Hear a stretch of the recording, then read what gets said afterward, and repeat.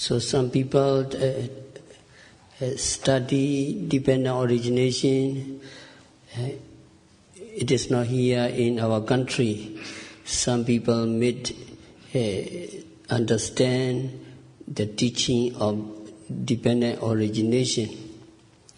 So they say, Vijaya Sankhara, dependent on ignorance, arise karmic evolution.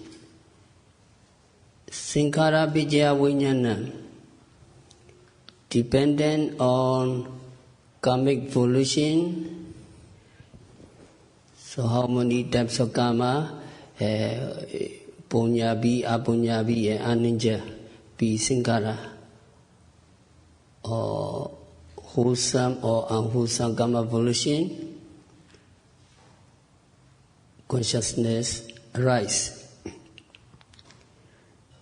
So, if consciousness arise, Vijnana Vijaya Namarupa, mind matter arise, and then you will suffer. So they say that if you do punya, if you do wholesome deeds, the same you will suffer.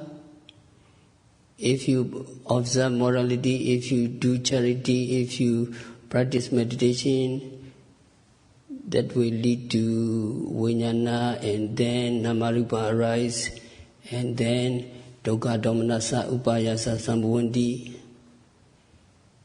They say like this. So they wrongly understand the teaching of the dependent origination. So what do you think, or how do you understand? And that link, what Buddha said, you understand clear or not clear? So sankhara, karmic evolution, what sankhara we have to do, wholesome or unwholesome? Yes, very sure, wholesome sankhara, punyavi sankhara we have to do, we have to perform. If you do apunya, if you do perform unwholesome, in this life also many complications, and also we will be punished, and also in the future we have to go down to the lower ranks. Only we have to perform wholesome sankhara. And actually, our intention, our wish, when we perform the wholesome deeds, is very clear. Idame punya asavakayavaha hotu. You do charity, you observe morality, and you practice meditation. So what for? Idame punyan asavakayavaham hotu. May my wholesome deeds of charity, morality, and vipassana meditation carry me to Megaphala and Nibbana, which can extinguish all of my cankers, all of my defilements. So if we wish for Megaphala and Nibbana, then it is wholesome consciousness which can lead us to liberation from samsara, liberation from rounds of suffering. Our intention, our attitude, our inclination is very clear. We understand the truth of suffering. Samsara, dukkha. Samsara, life is not pleasant. Samsara is dukkha, life is unsatisfactory. And then we do punya, we do merits. And these merits be a strong support to extinguish all of the kankas, all of the asava. So it is called the right path, Samapatipada, and it will lead us to an existence in which we can gain Megaphala and Nibbana. Now we are here because we wish for this state, we wish for this moment, and now all the yogis, you have three rooted rebirth consciousness, Tihetuka. All your merits leads this three rooted rebirth consciousness. And the Venerable Sariputra, Venerable Mahamaugalana, and the noble disciple of the Buddha could meet the Lord Buddha because of the result of their wholesome deeds or punya visankhara.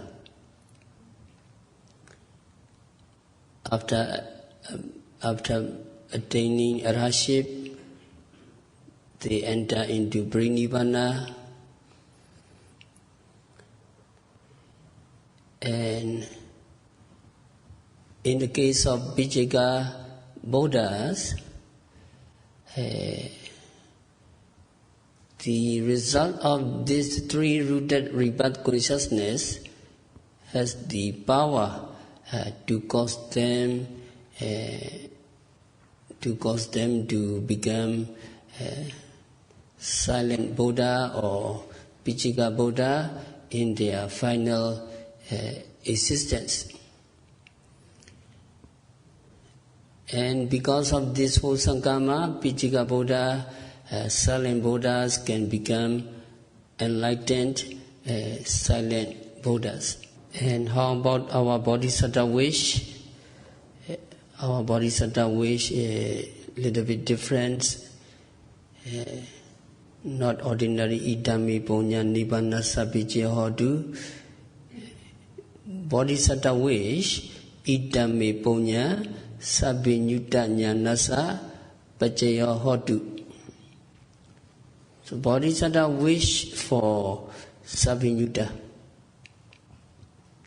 jnana, omniscient knowledge. He wished for. May my wholesome deeds support the attainment of omniscient knowledge, which comprehends everything. So this punya visankhara can cause Bodhisattva to become an omniscient Buddha with three-rooted rebirth consciousness, Tihetuka Patisandhi, which is supported by his wholesome resultants in the sense sphere, and it can cause him to take the rebirth consciousness to finally become a fully enlightened Buddha. Here, the three-rooted rebirth resultant consciousness is accompanied with happiness and also with equanimity. So there are two things, somanasa, happiness, and upekha, equanimity. Among these two, in each type of consciousness, there are unprompted and prompted consciousness. In Pali, it is asankarika and sasankarika. So the question is the rebirth consciousness of our bodhisattva prompted or unprompted? there must only very powerful, unprompted or spontaneous consciousness for the bodhisattva. Some asankarika, unprompted, and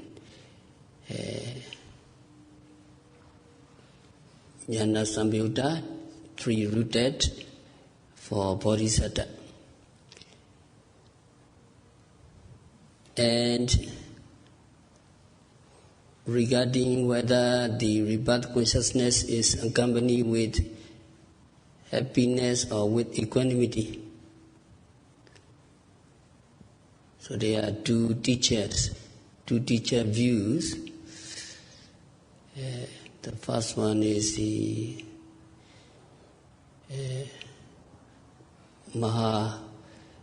Mahasiva Thera. He mentioned that the rebirth consciousness of our bodhisattva was accompanied by upekkha, equanimity.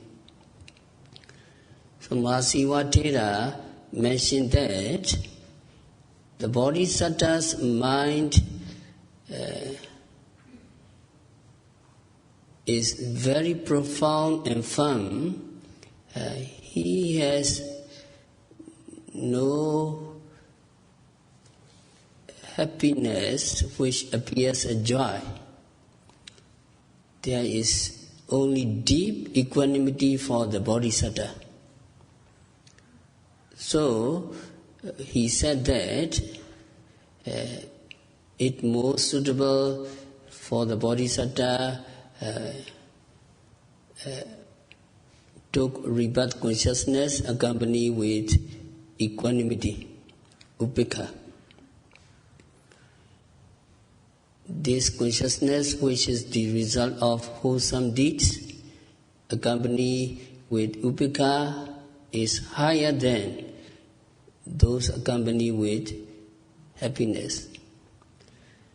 So Mahasiva, according to Mahasiva's Thera's statement, bodhisattva rebirth consciousness is upekkha, equanimity.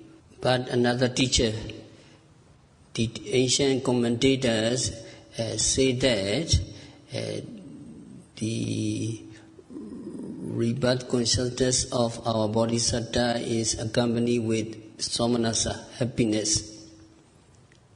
The reason is the bodhisattva wish extremely for the happiness of all beings.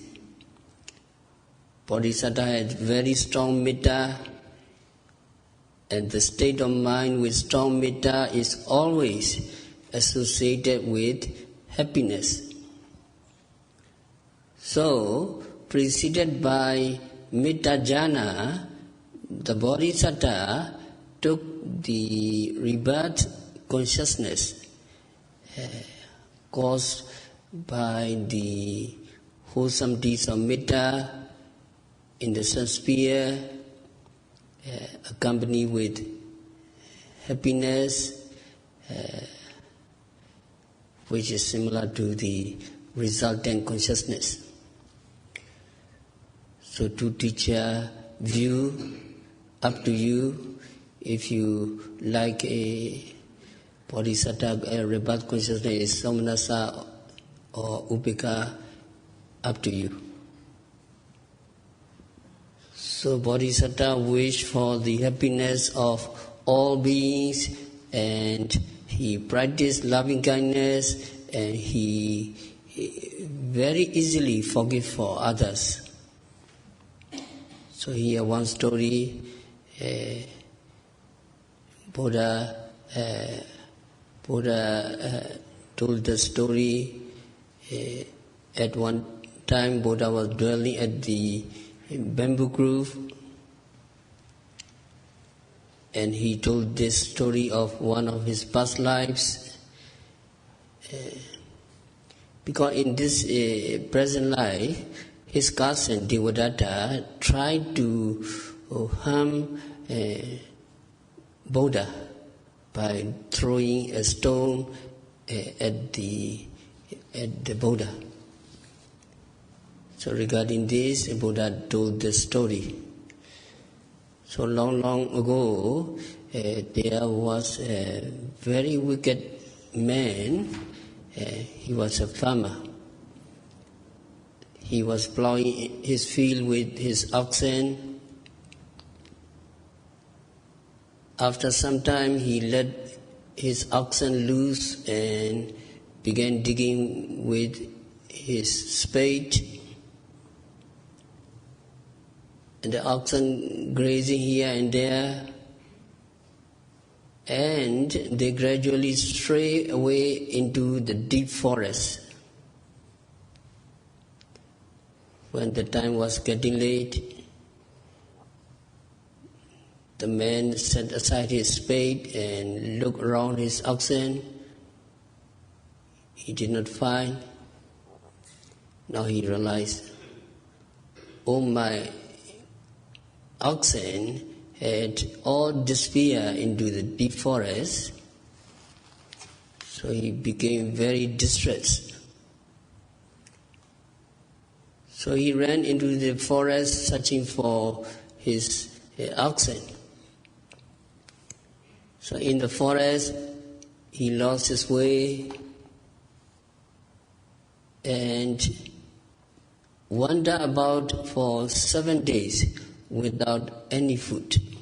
So he lost his way and wandered about for 7 days without any food. And finally he came upon a tree that stood at the edge of a cliff.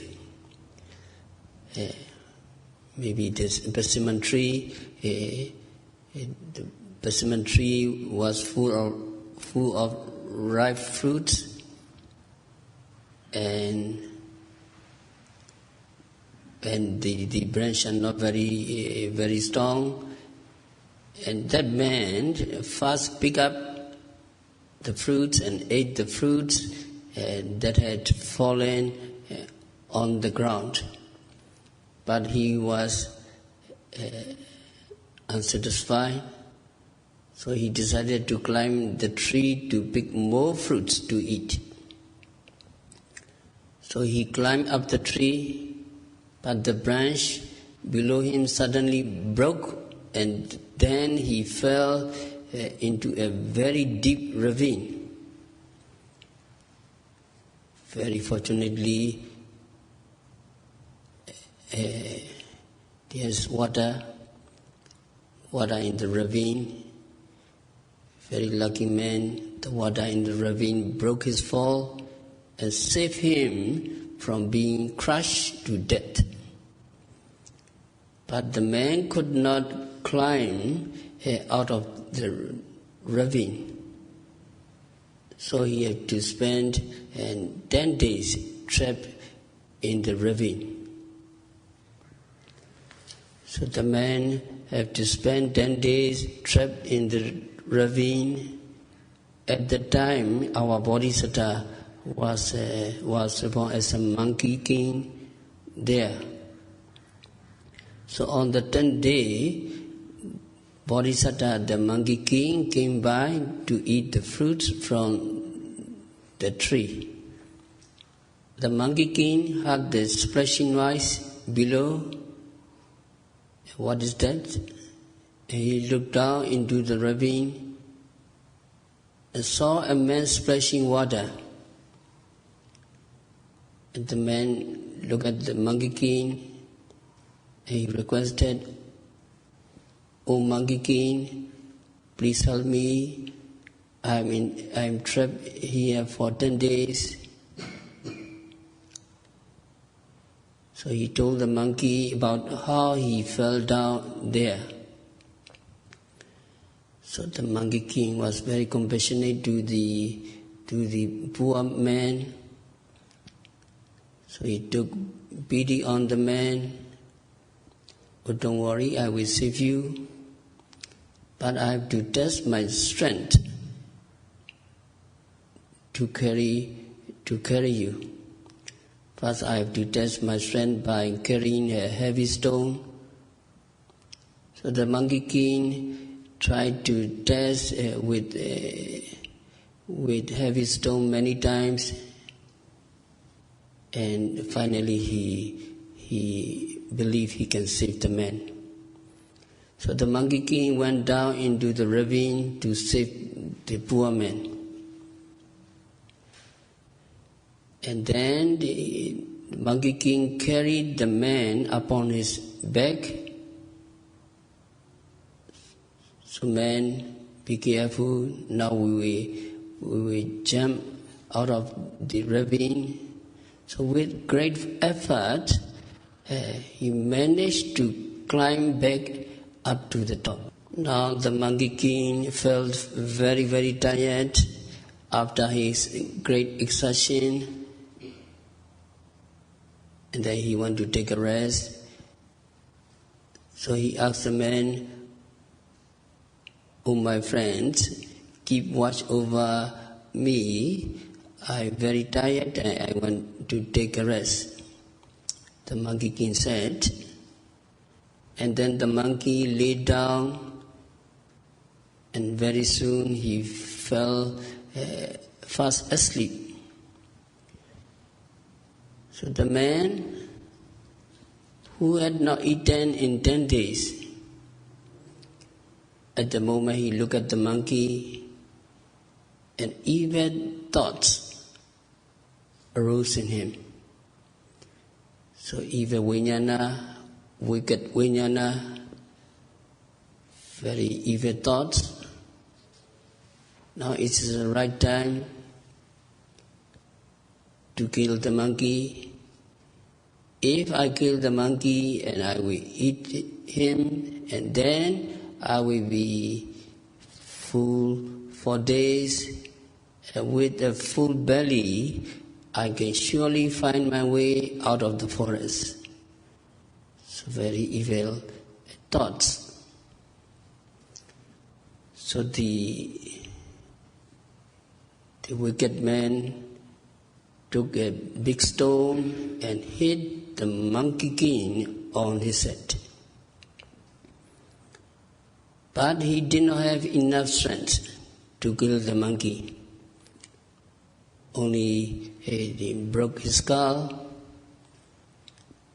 and the Monkey King woke up very quickly with blood pouring out of his head, and immediately jumped up into a tree. So the Monkey King immediately jumped up into a tree, and from a tree he looked at the man with tears in his eyes, and from his head the blood pouring out of his head. And the Monkey King said to the man, "Oh, my friends, I saved you, and this is how you repay me back. Now, for this moment, how do you get out of this deep forest?"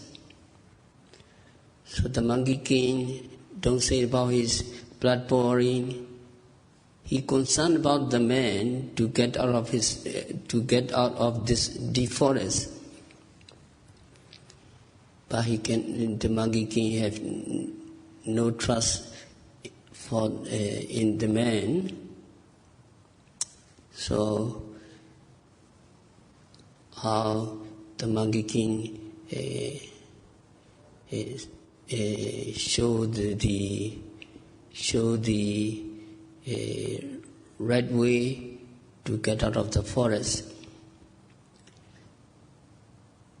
And for that point,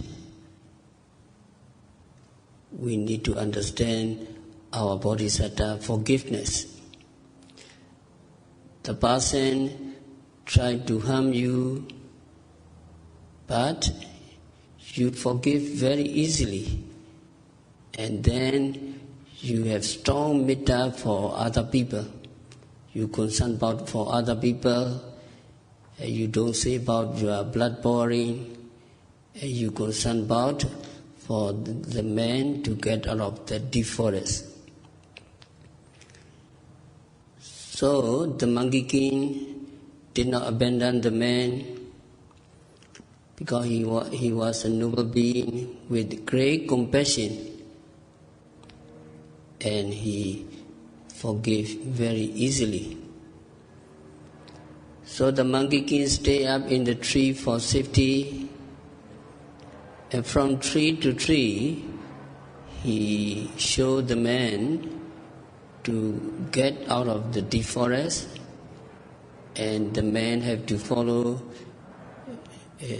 by looking at the blood pouring from the Monkey King, and finally the man could get out of the deep forest. And finally, the man have to face very unwholesome results in the future. So in this story, we understand that Bodhisattva forgiveness and great compassion and great metta for all beings. So depending on this three-rooted rebirth consciousness, our Bodhisattva finally became an omniscient Buddha. And then the question is, where does this rebirth consciousness for the Bodhisattva arise? Depending on what cause? So rebirth consciousness for the Bodhisattva arises depending on his wholesome paramis, wholesome practice of perfection or fulfillment of Punya Sankhara after wishing for omniscient knowledge. So after wishing for Megaphala and Nibbana, although Punya Sankhara can cause rebirth consciousness,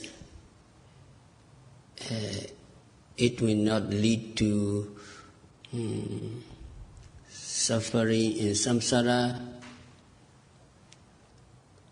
So we must firmly remember that this Punya Sankhara, Dana Sila Bhavana, especially meditation, is a supporting cause for the liberation from samsara, liberation from all rounds of suffering. And Bodhisattva fulfilled these parami, practice of parami or Punya Sankhara. So what Punya Bodhisattva fulfilled? He fulfilled the 10 paramis. He fulfilled the 10 paramis to the utmost. So there are 10 paramis for each parami is divided into 3 levels. Parami, Upaparami and Paramattha Parami. So we can say ordinary level or intermediate level and ultimate level. So 3 levels Bodhisattva must fulfill. Bodhisattva must fulfill his punya. For example, the first of these 10 paramis, dana parami giving. When a person gives what he possesses, his riches and his possession and so on, there is a dana, there is a giving on ordinary level. So you always perform charity, you always do dana, so alms giving, and also the many people, poor people, you offer, you do dana. It is ordinary level. But if you give away your own limbs, like a finger, like the eye, liver, kidney, etc., it is called the intermediate level. And if you give your own life for the benefits of other people, then the level is called the ultimate level. So Bodhisattva must be able to give up his life for the benefits of others. That is why to fulfill the paramis, to fulfill the punya of a bodhisattva was very, very difficult. We cannot even fulfill the first level. We cannot give up everything we possess to other people. When we give, we may give some, but not all we possess. Because we have to look at our own survival. But bodhisattvas are not like this. When bodhisattva give, they give away like turning the water pot upside down, so no water remains in the pot. So bodhisattva fulfill their 10 paramis in this way. That is how bodhisattva fulfill his punya, fulfill his 10 paramis. So 10 paramis you are also fulfilling, especially viriya parami, kanti parami, and also sila parami. Of course, nikama parami, metta parami, adhitthana parami, you are fulfilling in the real practice. So 10 paramis, what bodhisattva fulfill, we need to understand dana parami, sila parami, nikama parami, pinya parami, viriya parami, kanti, sicca, adhitthana, metta, and upekkha. Dana, charity, sila is morality, nikama, what called renunciation, pinya, wisdom, viriya, effort, kanti, patience, sicca, truth, adhitthana, what called determination, metta, loving kindness, upekkha, equanimity. So you also doing punya, no doubt. These punya Sangara or these merits be a strong support for your liberation from all wrongs or suffering. So 10 paramis need to remember. Can you follow me? Dana parami. Dana parami, Sila parami, Sila parami, Nikama parami, Nikama parami, Pinya parami, Viriya parami, Kanti parami, Sacca parami, Adhitthana parami, Metta parami, Upekkha parami. So during the practice, you really fulfilling these parami, sila, nikama, you renounce. So this is very, very good moment. You practice sila, not ordinary, 8 precepts, 9 precepts, including metta, and pinya, wisdom are growing up, Virya, ardent energy, Khanti, a lot, patience, and Metta and forgiveness, you practice again and again. And when your practice is very economized, Upekha also. So some people say that wholesome sankhara lead to suffering. It is wrong. So it is wrong. Don't follow that wrong idea, wrong teaching. So, in our country, some people follow this way, and Mahasi Sayadaw clearly mentioned that it is wrong. Wholesome sankhara, punyabi sankhara, we need to fulfill, we need to practice. So we will continue tomorrow. We have to stop our discourse for today by practicing vipassana meditation, by fulfilling 10 paramis, dana parami, charity, sila parami, morality, nikama parami, renunciation, pinya parami, wisdom, virya parami, effort, kanti, patience, sajja, truth, aditana, determination, metta, loving kindness, upekha, equanimity, and by developing vipassana insight knowledge accordingly, may all yogis be liberated from all suffering. May all yogis realize the real peace in the very near future. Sadhu, sadhu, sadhu.